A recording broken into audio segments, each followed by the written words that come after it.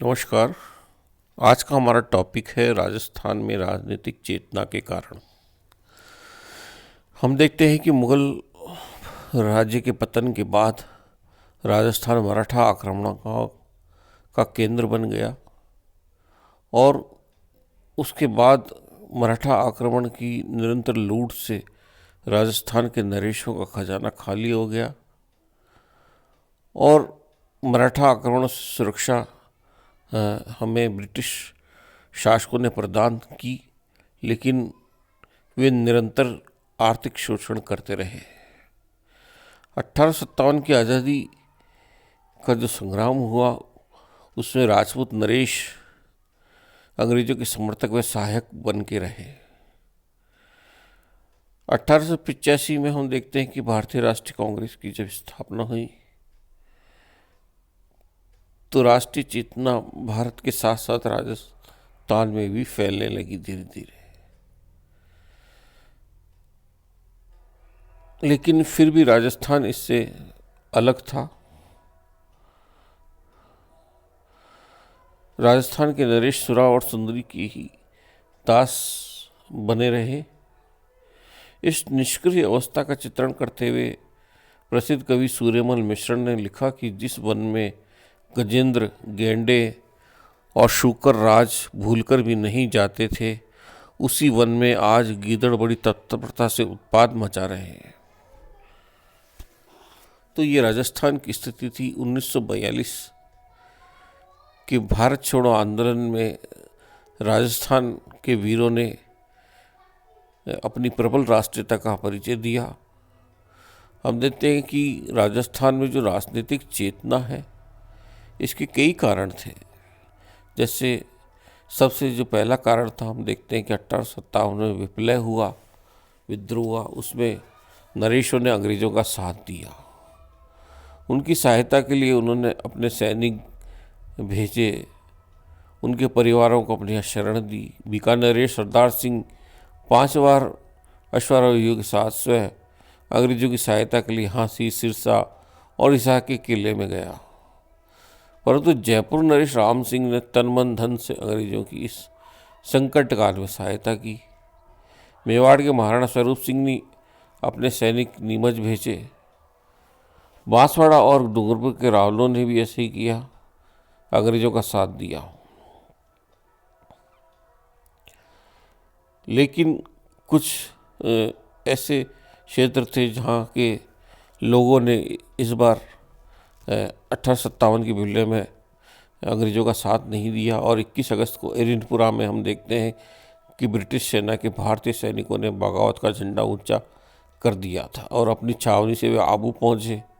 वहाँ colonel hall व अन्य अंग्रेज अधिकारियों को मौत के घाट उतार दिया गया। यहाँ से मारवाड़ के ठिकाने अहुआ आए और यहाँ के ठाकुर कुशल पाल सिंह चंपावत जिनको कहते हैं, उन बागी सैनिकों का नेतृत्व किया और अन्य कई ठिकादार आकर उनसे मिले। इन बागी सैनिकों की संख्या 6000 हो गई। इन सैनिकों ने लॉर्ड कैनिंग तक के कान खड़े कर दिए।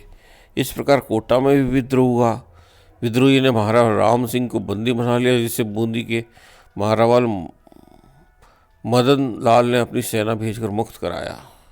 नसीराबाद की छावनी के सैनिकों ने भी विद्रोह किया। कहने का तात्पर्य है कि इतना विशाल विद्रोह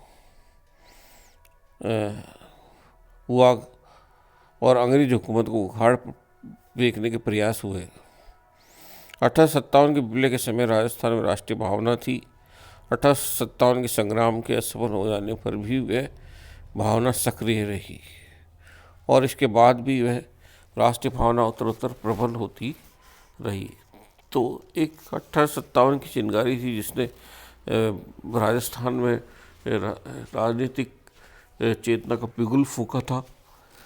हम देखते हैं कि किसान आंदोलन, विभिन्न किसान आंदोलन राजस्थान में हुए।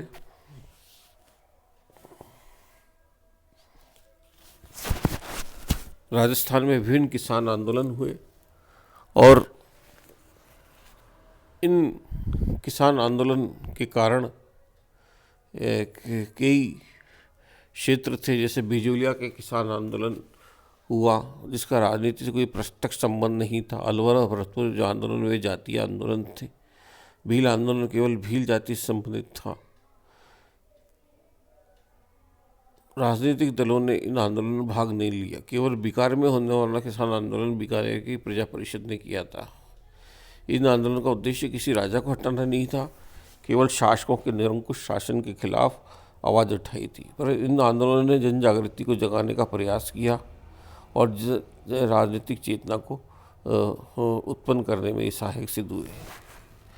एक अन्य कारण हम देखते हैं कि राजस्थान में स्वामी दयानंद सरस्वती, जिन्होंने आर्य समाज की स्थापना की थी, वे भारत आए, राजस्थान आए और वे धर्म सुधारक तो थी, राष्ट्रीयता के अग्रदूत भी थे। स्वराज शब्द का प्रयोग सर्वप्रथम 1875 में स्वामी दयानंद सरस्वती द्वारा किया गया और स्वामी दयानंद राजस्थान आए और राजस्थान के शासकों के यहाँ उन्होंने मेहमान नवाजी को स्वीकारा। 1880 में 1890 के अंतराल में आपने भरतपुर, चूरू, उदयपुर, जोधपुर, जयपुर, करौली राज्य की यात्रा की और उनका हर जगह भव्य स्वागत हुआ।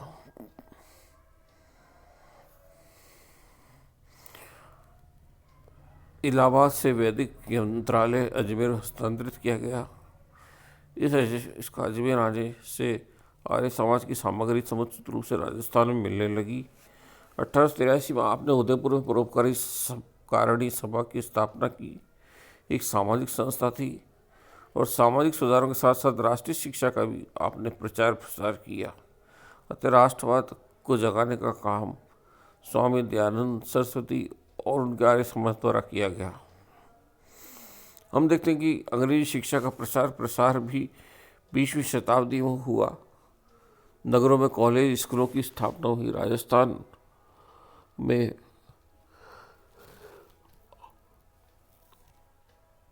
आंग्ल भाषा का भी अध्यापन किया गया। MS जैन के मतानुसार 1931 में अजमेर मेरवाड़ा क्षेत्र को छोड़कर समस्त राजस्थान में 1% लोग अंग्रेजी बोलना जान गए थे। इस आंग्ल भाषा के प्रचलन से राजस्थानी भाषा के अन्य राज्यों के लोगों तथा विदेशी लोगों के संपर्क में आए और पाश्चात्य देशों की शासन व्यवस्था पर इन्होंने प्रकाश डाला और यह बताया कि भारत की शासन व्यवस्था किस प्रकार इन पाश्चात्य शासन व्यवस्था से पिछड़ी हुई है।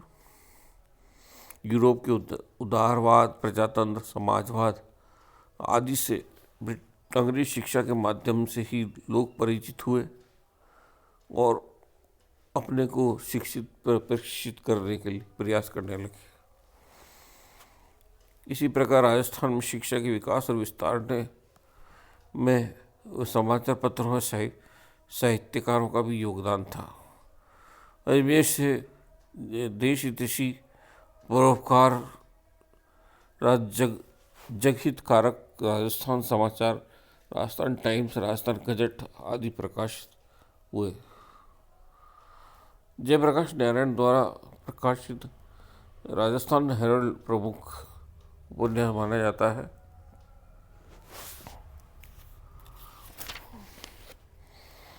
राजस्थान की वीर रस से ओतप्रोत कवि जैसे केसर बाराटा आदि का जो भी योगदान इसमें रहा। हम देखते हैं कि राजस्थान प्रवासियों का योगदान भी था। उन्होंने राजस्थान में अपना धन दिया। जैसे बिरला बंधु ने भी आर्थिक सहायता देकर राष्ट्रीय आंदोलन को सफल बनाया। प्रथम विश्व युद्ध की हम देखते हैं प्रसिद्ध जब हुआ तो राष्ट्रीय चेतना लोगों में फैली और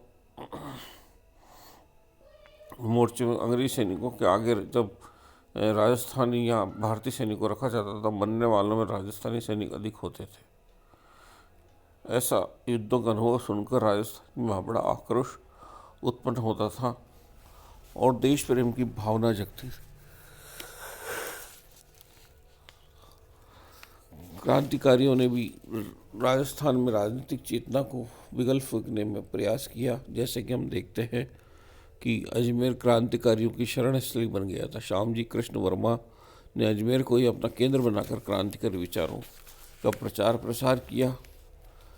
आप दयानंद स्वामी सरस्वती के प्रमुख शिष्य रहे और ब्रिटिश सरकार ने श्यामजी कृष्ण वर्मा से संदेह किया तो जब वे बंदी बनाने का प्रयास किया तो वह भागकर इंग्लैंड चले गए और इंडिया हाउस की स्थापना की। उनके बाद अर्जुनलाल सेठी, केसर सिंह बाहरट, राव गोपाल सिंह, विजय सिंह पथिक जैसे क्रांतिकारी आगे आए।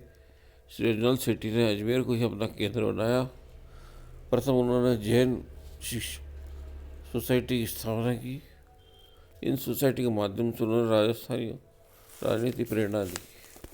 1908 में एक संस्था को जयपुर स्थापित किया गया जहाँ उन्होंने जैन वर्धन पाठशाला की स्थापना की।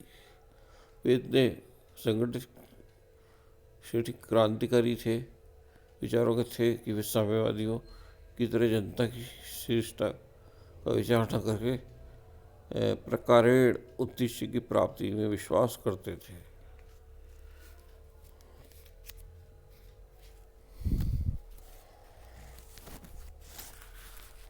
तो ये राजस्थान की चेतना के प्रमुख कारण थे और हम देखते हैं कि राजस्थान की चेतना के जो प्रमुख कारण है उनमें जो प्रमुख आंदोलन थे, जैसे बिचौलिया किसान आंदोलन प्रमुख रहा। विजय सिंह पथिक का बिचौलिया किसान आंदोलन में प्रवेश रहा। बाद में पति जी को आंदोलन से अलग कर दिया गया।